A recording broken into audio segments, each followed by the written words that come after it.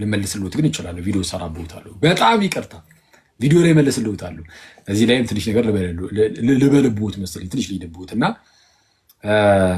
ጓዴ እንስማቸው። ሐዋርያት ጴንጤዎች ናቸው በሙሉ የጌታችንን እናት ጨምሮ ማለት ነው። ጴንጤ ናቸው። እግዚኦ በፈለገ መንገድና ጴንጤ ናቸው። 120ዎቹ ጴንጤ ናቸው። ጴንጤ ናቸው። ማንም ይምጣ ለመከራከር ይችላሉ። ማንም ይምጣ ለመከራከር ይችላሉ። ማንም ይምጣ ለመከራከር እችላለሁ ብለዋል። እሺ አከብሮታለሁ ምናምን ጥሩ የተረጋጉ ሰው ናቸው። እሳቸው ላይ ሞክ ለማድረግ ምናምን አይደለም።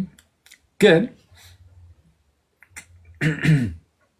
ይሄ ግን አይደለም ክርስቲያኖችንና እኔ ሌሎችን ፕሮቴስታንቶችን ራሱ ያስቆጣል። ያው የተወሰነ እርስ በርስ እንተሳሰብ በሚለው ነው እንጂ ይሄ ሌሎቹን እኔ የተወሰነ ሻል ያሉ ፕሮቴስታንቶችን ራሱ ሊያስቆጣ የሚችል ነው። ምክንያቱም በፕሮቴስታንቶቹ ዘንድ በአንዳንድ ፕሮቴስታንቶች ዘንድ ጴንጤዎች በጣም ብዙ ባዕድ የሆነ ትምህርቶችን ተሸክሟል ብሎ ያምናሉ። ለምሳሌ የሴቶች አገልግሎት ጋር በተያያዘ እና ሌሎች ጉዳዮች ላይ ምናምን የልሳን ጉዳይ ላይ ሳይቀር ምናምን ባዕድ የሆነ ነገርን ይዘዋል ብለው ስለሚያስቡ ባዕድ የሆነ ነገርን የተሸከሙ ሰዎችን ይዘው ሐዋርያት እንደዛ ናቸው፣ ባዕድን የያዙ ናቸው እንደማለት ነው። ሐዋርያት ማርያምን ባዕድ ነገር ያዘች ናት እንደማለት ነው።